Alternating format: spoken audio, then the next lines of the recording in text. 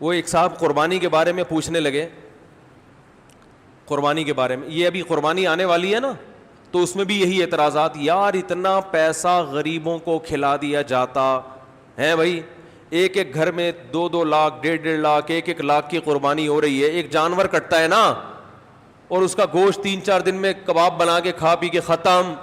اتنا پیسہ اگر ہم IMF کو دے دیتے تو ہمارا اتنا قرضہ ادا ہو جاتا.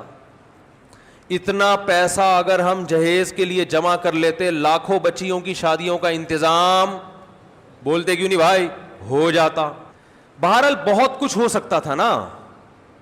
اتنا پیسہ ہم اپنے بچوں کی پڑھائیوں پہ لگا دیتے تو بچے, ہمارے ملک سے جہالت کا خاتمہ ہو جاتا. اتنا پیسہ یوں کر دیتے تو یوں ہو جاتا, یوں کر دیتے. اور اگر چلو گوشت ہی میں خرچ کرنا تھا, بھئی علماء کہتے ہیں نا غریبوں کو گوشت کھانے کو مل رہا ہے, تو اتنا پیسہ گوشت خرید کے اسٹاک کر دیتے اور پھر پورے سال آرام آرام سے تقسیم ہوتے. یعنی گورنمنٹ یہ اعلان کرتی بھائی قربانی کی مد میں سب اتنے پیسے جمع کرائیں, 50,000 ہم کرا دیتے, 1 لاکھ رفیع بھائی کرا دیتے, 1.5 لاکھ فلاں کرا دیتا, اور یہ کرا کے گورنمنٹ یا کوئی کمیٹی بن جاتی جو کہتی اب ہم ایک دن میں نہیں بلکہ پورے سال میں ڈیوائڈ کر کے جانور ذبح کر کے غریبوں میں بانٹتے رہیں گے, اس سے غریبوں کو فائدہ زیادہ ہوتا. بھئی 3 دن میں ہی آپ نے لاکھوں کروڑوں جانور کاٹ دیے, اس میں تو ضائع بھی بہت ہوتا ہے نا. ارے اس کو اسٹور کر کے, بھئی یہ گائے مفتی صاحب کی ہے, یہ گائے فلاں کی ہے, یہ گائے فلاں کی ہے, اب یہ بس اللہ کے نام پہ ہو گئی ہے, اب بوقت ضرورت بقدر ضرورت جب ضرورت ہوگی یہ گائے کٹتی رہے گی, راشن بٹتا رہے گا غریبوں میں. یہ 3 دن کے اندر اندر ہی کیوں, 3 دن کے اندر اتنا جانور جب آپ کاٹتے ہیں تو فائدے کے بجائے نقصان, بولو نا, زیادہ ہوتا ہے. معاشی لحاظ سے جانور کے گوشت کی قیمت بہت زیادہ اوپر چڑھتی ہے, جو ظاہری کیلکولیشن بتاتی ہے, حقیقت تو اللہ ہی جانتا ہے. ارے مجھے ایک بات بتاؤ نا یار, یہ بات بھی سمجھانا کوئی مشکل کام ہے. دیکھو آپ کے پاس 3 لاکھ روپے پڑے ہوئے ہیں یا 2 لاکھ روپے پڑے ہوئے ہیں, ماہرین معیشت کیا کہتے ہیں, وہ 2 لاکھ ایک دن میں خرچ کر لو یا پورے سال ڈیوائڈ کر کے خرچ کرو, زیادہ بہتر کون سا کیا عمل ہے, پورے سال ڈیوائڈ کرو. ایسا ہی ہے نا. تو آپ کے پاس اتنے جانور کروڑوں گائے بیل بکرے دمبے موجود ہیں, تو ماہر معیشت کہیں گے کہ 3 دن کے اندر کاٹ کے ان کے کباب بنا کے کھا جانا, اس سے بہتر ہے کہ ان کو پورے سال میں ڈیوائڈ کر دو. کچھ محرم میں کٹیں گے, کچھ سفر میں کٹیں گے, کچھ ربیع الاول میں کٹیں گے, اس سے گوشت کی قیمت بھی کیا رہے گی, ہمارے کنٹرول میں رہے گی, وافر مقدار میں غریبوں کو گوشت بھی ملتا رہے گا. عقل تو یہی کہتی ہے. اسی وجہ سے یہ لبرلز لوگوں کو بڑے اعتراضات ہوتے ہیں, یار یہ کون سی قربانی ہے یار, یہ کیا ہے یار, یہ کون سا طریقہ ہے یار, جانور لاؤ کاٹو, چاہ پہ کسائی لے گیا نکال کے, اور کھال جو ہے نا وہ فلان لے گئے, اور پھر وہ کھایا پیا 3 دن ہلا گلا. کچھ لوگ اسٹور کر لیتے ہیں لیکن وہ بھی اپنے لیے کرتے ہیں, غریبوں کے لیے تھوڑی کرتے ہیں. محرم میں حلیم پکا دیا, اس سے بس, اس کے بعد نہیں چلتا وہ. تو یہ کیا ہو رہا ہے. دوسری بات, گوشت خرید کے اگر وہ سستا پڑتا ہے, جانور خرید کے کاٹ کے کھایا جائے تو وہ اور زیادہ مہنگا پڑتا ہے. تو یہ کروڑوں روپے کا سرمایہ اس طرح بھی ہلاک ہو رہا ہے. ارے یہی بکرا آپ عام دنوں میں خریدو آدھی قیمت پہ ملے گا, بلکہ گوشت خریدو تو اور سستا ملے گا, اور گوشت بھی اپنی مرضی کا ملے گا. جو سری پائے کے عادی نہیں ہیں وہ سری پائے نہ خریدیں, لیکن یہی آپ بقرعید والے دن خریدو تو ڈبل قیمت پہ. کیا خیال ہے بھائی؟ اور اگر کاٹنا ہی تھا تو جو لنگڑے لولے جانور ہیں ان کو کاٹ دو, گوشت تو سب میں ایک ہی جیسا نکلتا ہے نا.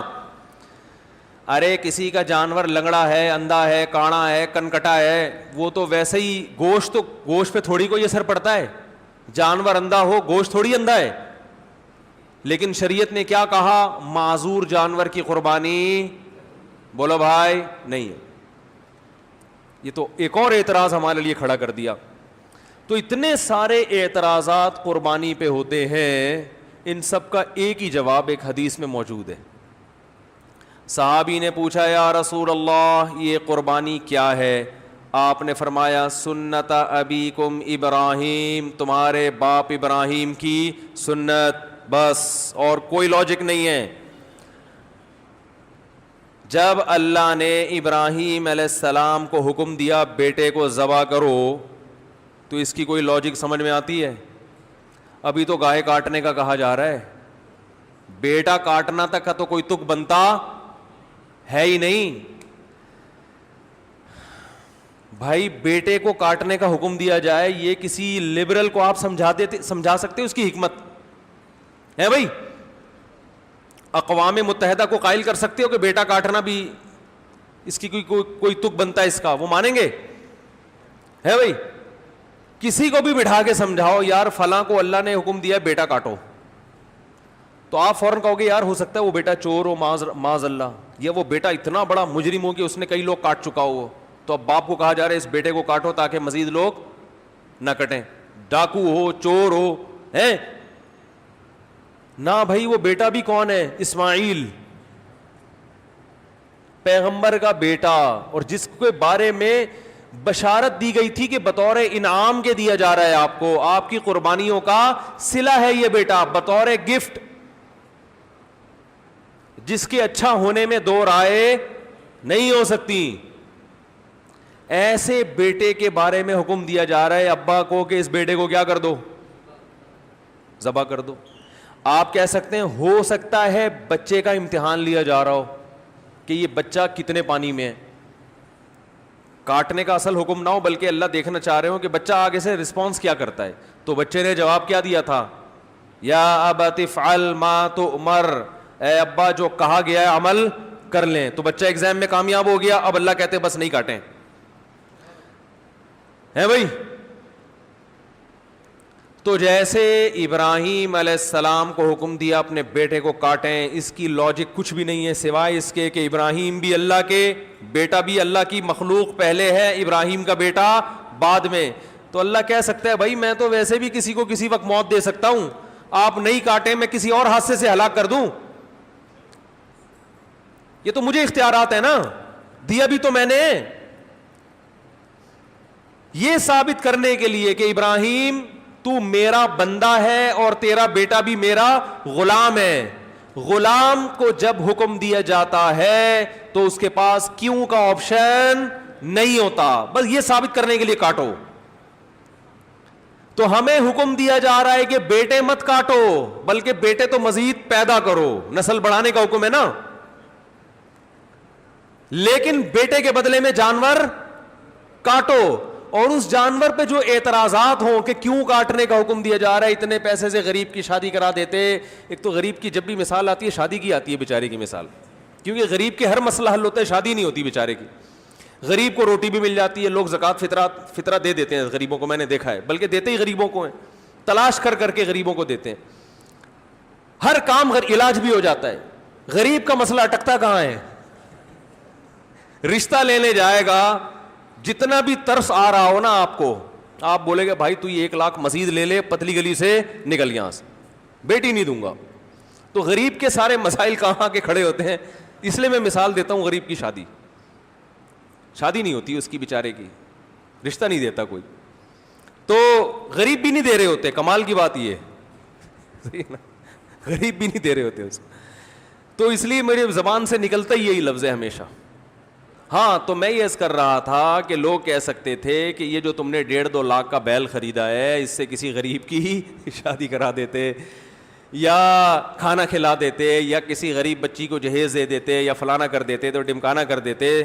تو آپ ان سے بولو بھائی جب ابراہیم علیہ السلام کو اللہ نے حکم دیا تھا بیٹے کو ذبح کرو, تو ابراہیم علیہ السلام بھی اس قسم کے اشکال اگر کر لیتے تو وہ اللہ کے خلیل نہ بنتے, وہ معاذ اللہ نقل کفر شیطان کے دوست بن جاتے. تو آپ مجھے بھی شیطان کا دوست بنانے کی کوشش نہ کریں. اللہ نے حکم دیا کہ کاٹو تو میں کیا کروں گا؟ کاٹوں گا. اور حج میں تو اس سے بھی زیادہ عجیب معاملہ ہوتا ہے. یہاں تو ہم گوشت کھا بھی لیتے ہیں, کھلا بھی دیتے ہیں, مینا میں جو کروڑوں لاکھوں جانور ذبح ہوتے ہیں وہ تو بیچارے اکثر ضائع ہو جاتے ہیں. لیکن عقل پرستوں کو اللہ نے یہاں ایک جواب دیا ہے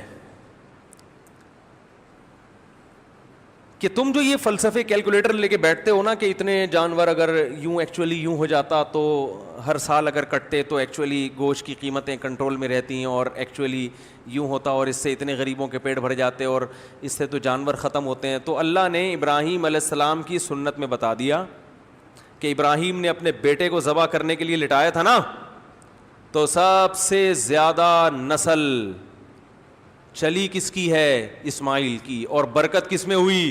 اسی بیٹے میں. آئی بات سمجھ میں؟ کوانٹٹی کے لحاظ سے بھی اور کوالٹی کے لحاظ سے بھی. آج بھی دنیا میں خاندان افرادی قوت کے لحاظ سے سب سے زیادہ سید ہیں دنیا میں, جن کو شاہ بھی کہا جاتا ہے, سید بھی کہا جاتا ہے, افرادی لحاظ سے بھی. اور روحانی اعتبار سے سید الانبیاء محمد صلی اللہ علیہ وسلم اللہ نے حضرت اسماعیل کی اولاد میں پیدا کیے. تو پتہ چلا کہ بھائی جو اللہ کے لیے کٹے گا بڑھے گا بھی, بولو نا وہی. کتے تو 12 بچے دیتے ہیں اور کئی سال ہو گئے کے ایم سی والے نہیں مار رہے, پھر بھی اتنے نہیں ہوئے ہیں بھائی, یہ تو اللہ کا فضل ہو گیا. لیکن گائے, بیل, بکرے, دمبے روزانہ کروڑوں کی تعداد میں کٹتے ہیں, اتنے کہ ہمارے تصور سے جب بھی شنواری جاؤ گے 8-10 بکرے لٹکے ہوئے نظر آئیں گے آپ. ہر ہوٹل پہ یہی ہے. او بھائی سال میں ایک بچہ دیتی ہے بکری یار, گروتھ ریشو کیا ہے؟ ایک بچہ سال میں. کٹ روزانہ رہا ہے, روزانہ. کمیلا جاؤ نا کبھی, کراچی کے کمیلے جاؤ, روزانہ بچڑے 2 دانت کے لائن لگی ہوئی ہوتی ہے. او بھائی یہ تو 2 سال میں ایک پیدا ہوتا ہے ہیں. یہ مرغیوں کی طرف 24 انڈے تھوڑی دیتی ہیں بکریاں اور گائے کہ 24 بھینسیں نکل رہے ہیں اس میں سے. اتنا کٹ رہا ہے, اتنا کٹ رہا ہے, اتنا کٹ رہا ہے. اور پھر بقرعید کے 3 دنوں میں دیکھو اور پھر حج میں دیکھو, ختم ہونے کا نام بولو بھائی نہیں لے رہا. یہ ہے کوانٹٹی کے اعتبار سے برکت, اور کوالٹی کے اعتبار سے برکت دیکھو. جو طاقت صحت اللہ نے ان 4 جانوروں کے گوشت میں رکھی ہے وہ کسی اور کے گوشت میں نہیں ہے. مرغی کھانے سے طاقت, بول لو, مرغی کچھ نہیں بگاڑ سکتی آپ کا. ان مرغیوں میں دم ہی ختم ہو گیا ہے. یہ آپ کو کیا, آپ ان کے خلاف جتنا بھی احتجاج کرو یہ کچھ نہیں کرے گی. بکرے کے خلاف بولنے سے پہلے سوچنا صحیح ہوتا. روحانی برکت بھی ہے. میں اکثر ایک مثال دیتا ہوں نا, وہ ہم جب چھوٹے بچے تھے تو شعیب اختر تھا بہت فاسٹ بالر, تو اس کی بالنگ کا سنتے تھے. میں تو نہیں دیکھتا تھا اس وقت ٹی وی, تو سنتے تھے بہت فاسٹ بالر ہے. تو اس دور میں انڈیا کے کسی شعیب اختر, کیا میں نے بولا, ایکٹر بولا, ایکٹر نہیں کھلاڑی. انڈیا کے اس دور میں کسی کھلاڑی کا انٹرویو آیا کہ پاکستان کے پاس اتنے فاسٹ بالر ہیں, آپ کے پاس کیوں نہیں ہے؟ تو انڈیا کے اس کھلاڑی نے کہا کہ شعیب اختر گوشت کھاتا ہے, ہم گوشت, بولو بھائی, نہیں کھاتا. واگا بارڈر پہ چلے جاؤ, گوشت کا سبزی سے مقابلہ آپ کو نظر آئے گا وہاں. میں 2 دفعہ واگا بارڈر پہ گیا ہوں, بار بار دل چاہتا ہے, لیکن اب چونکہ ذرا مشہور ہو گئے ہیں تو ہر آدمی وہ پھر تصویریں لے کے ڈالنا شروع کر دیتے ہیں, اور ایک عجیب ہی. تو واگا بارڈر پہ آپ جائیں, ایک طرف گوشت نظر آئے گا, دوسری طرف بولو بھائی سبزی. آوازوں میں دم دیکھو, ایک کی دھاڑ جیسے شیر دھاڑ رہا ہے, قد ہے بھائی جیسے بیل. تو یہ برکت کس کی ہے؟ گوشت کا مقابلہ سبزی سے دیکھنا, سبزی سے کرنا ہے تو ابھے نندن کی چائے دیکھ لو. ایک سبزی کھا کر اڑا تھا ہے بھائی ہوا میں, اور ایک, بولتے کیوں نہیں یار, اس میں تو کوئی کچھ نہیں, کوئی پابندی نہیں ہے یار. آپ تو گوشت کھاتے ہو نا. ایک نے سبزی کھائے تھے ٹماٹر, جس پہ پھر ہم پہ پابندی لگائے گی کہ ٹماٹر پہ پابندی لگا رہے ہیں ہم. لگا دو پابندی, گائے پہ پابندی نہ لگانا. انڈیا نے دھمکی دی تھی نا, ہم تمہارے ٹماٹر بند کر دیں گے, تو ہمارے یہاں تو ٹومیٹو کیچپ میں ٹماٹر نہیں ڈلتا. ہمارے یہاں تو ٹومیٹو کیچپ میں نہیں ڈلتا ٹماٹر, وہ پتہ نہیں کیا ڈل رہا ہوتا ہے. تو ٹماٹر بند کرنے سے ہمارا کوئی نقصان نہیں ہے. انڈیا سے جو گائے آ رہی ہیں اور وہ بیل آ رہے ہیں نا, جو ہندو نہیں کھاتے, یہ آپ بہت اچھا کرتے ہو, بہت اچھا. آپ گائے کو اپنی ماں سمجھو, گائے کی سیوا کرو, سجدہ کرو گائے کے سامنے, ہمیں کوئی اعتراض نہیں ہے, کیونکہ آپ کھاؤ گے تو ہمارے لیے کھانا مہنگا ہو جائے گا تھوڑا سا. تو اگر آپ یہ دھمکی دیتے کہ ہم پاکستان کو قربانی کی گائے بند کر دیں گے تو ہم پریشان ہوتے. بھائی ہمیں تو واہگہ بارڈر پہ آپ کے خلاف جو نعرے لگانے پڑتے ہیں وہ گائے کا گوشت کھائے بغیر ممکن نہیں ہے. ہمیں جو اڑتے ہوئے جہازوں کو کنٹرول کر کے زمین پہ لا کے پائلٹ کو چائے پلا کے واپس بھیجنے کا عمل ہے, یہ گائے کا گوشت کھائے بغیر ممکن نہیں ہے. گائے بند نہ کرو ہماری. اب مجھے ڈر ہے کہ وہ بھی گائے کھانا نہ شروع کر دیں یہ بیان سن کے, لیکن ان کو ٹائم لگے گا. آج اگر وہ ہندو گائے کھانا شروع بھی کرتے ہیں تو وہ تو ظاہر ہے ان کی جین میں شامل ہونے میں 5-6 صدیاں بھی گزریں گی. ہم تو ہزاروں سال سے کھا رہے ہیں بھائی. ابھی آپ کو گائے کھا کے بھی ہمارا مقابلہ کرنے میں 200-400 سال لگیں گے. یہ گائے. باقی آپ کہہ سکتے ہیں وہ گائے کھانے سے کولیسٹرول بڑھتا ہے, وہ اس لیے بڑھتا ہے کہ وہ پھر کام جہازوں والے نہیں ہو رہے نا. سارے تھوڑی ابے نندن کے مقابلے میں ہوا میں یا واگا بارڈر پہ پریڈ کر رہے ہیں. زیادہ تر تو گائے کھا رہے ہیں اور کمپیوٹر کے آگے بیٹھ کے بس یہ انگلیوں کی جو مسل ہے نا, ان کی ایکسرسائز ہو رہی ہے. اس کے لیے گائے کھانے کی ضرورت بولو بھائی نہیں ہے. آفس میں بیٹھے ہوئے ٹھش پش, تو اس سے کیا ہوگا؟ تو پھر وہ ظاہر ہے پھر تو پھٹو گے. گائے پھر یہ گائے کی توہین ہے.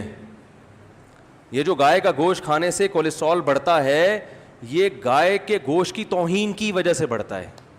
کیا آپ نے بڑا گوشت کھایا, کام بڑے نہیں, کام چھوٹے چھوٹے, مرغیوں فارمی مرغی جیسے کام کر رہے ہیں آپ, اس لیے کولیسٹرول بڑھتا ہے, ہارٹ اٹیک ہوتا ہے. بڑا گوشت وہ کھائے جو کام کیا کرے, بڑے کرے, جو فضاؤں میں جہازوں پہ قبضہ کرے, پائلٹوں کو آسمانوں سے نیچے اتارے اور PIA کے جہاز لے جا کے, اللہ کی پناہ یار, یہ بھی ہمارے ہی یہاں ہو رہا ہے. اس میں گائے کا قصور نہیں ہے, یہ PIA والوں کا ذاتی قصور ہے. تو خیر میں یہ عرض کر رہا تھا کہ نبی صلی اللہ علیہ وسلم نے فرمایا یہ قربانی کیا ہے, تمہارے باپ ابراہیم کی سنت. اس میں بتا دیا کہ قربانی وہ کرے گا جو اپنے آپ کو اللہ کا غلام سمجھتا ہے کہ میرے رب نے جس بات کا مجھے حکم دے دیا میں اس کا پابند ہوں, میری سمجھ میں آئے یا نہ آئے. اور آپ دیکھو کیسا عجیب حکم ہے, 3 دن تک آپ جانور کاٹ سکتے ہو, تیسرے دن کا سورج غروب ہوا اب آپ جانور نہیں کاٹ سکتے. وہ کاٹنا عبادت نہیں ہے. اب وہ ایک جانور ہے, گوشت کھانا ہے تو کاٹ لیں, نہیں کھانا تو چھوڑ دیں, قربانی نہیں ہوگی. حالانکہ وہی جانور ہے, وہی نیت ہے, لیکن اللہ نے کہا نہیں یہ عبادت ہے. عبادت ٹائم کے اندر ہوتی ہے, ٹائم جو جس چیز کا ٹائم ہے اسی ٹائم پہ. عید کی نماز عید کے دن ہوگی, آج اگر کوئی عید کی نماز پڑھنا چاہے تو تھوڑی ہوگی. تو اسی طرح یاد رکھیں جیسے اللہ نے قربانی کا حکم دیا یہ بتانے کے لیے کہ اس حکم پر وہی عمل کریں گے جو مجھے اپنا رب سمجھتے ہیں.